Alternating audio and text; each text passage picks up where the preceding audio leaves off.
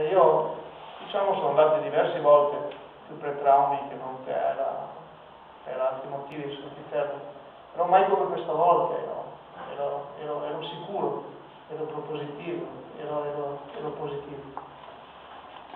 Perciò è chiaro che per me loro, quelli dell'80, diciamo, ma un po' quelli della Fiorentina, pensate che ho visto la partita col Crotone con 10 ultra della Fiorentina che sono venuti a trovarmi a Rivolta, e non vi dico le parole nei secondi 45 minuti, quando chiaro dovevamo un po' difenderci, un po' tutelarci,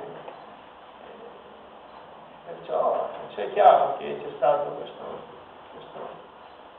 che il popolo del calcio ha risposto in maniera, secondo me, molto positiva, come giusto che sia, perché il popolo del calcio è anche questo che magari si prende a cuore una situazione abbastanza strana. Il popolo del calcio non è solo quello che fa casino, il popolo del calcio è quello capace in maniera abbastanza disinteressata di reazioni come queste, che ha stupito un po' tantissima gente. Anche lei? No, perché io il calcio lo vedo in questa maniera, io il calcio lo vivo in questa maniera. Diciamo che non mi ha stupito perché trovo normale questo, magari mi stupisco più di altre cose, però questo è stato un fatto molto positivo per quanto riguarda il calcio. Molto mi chiedono tra i 30.000 messaggi, le mail, tutte quelle cose attestati che ho ricevuto, qual è quello più e quello meno. Non so, dal presidente importante al tifoso sconosciuto, oppure a persone che stanno lottando per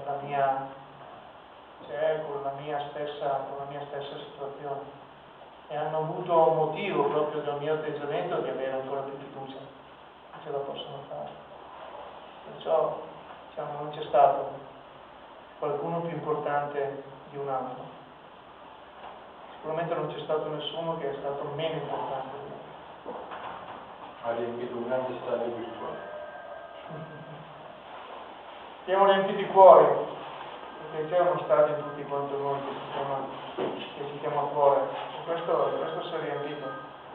Questo che cosa vuol dire? Salire in ascensore, in un lettino, essere là intanto che ti preparano, scavalcare la barriera che ti separa e sapere che hai tanta gente attorno, cioè vuol dire tantissime cose, perché spesso e volentieri in questa situazione ti trovi da solo e magari dai sfogo a destino, cioè ti arrendi, vada come va. Invece quando succedono queste cose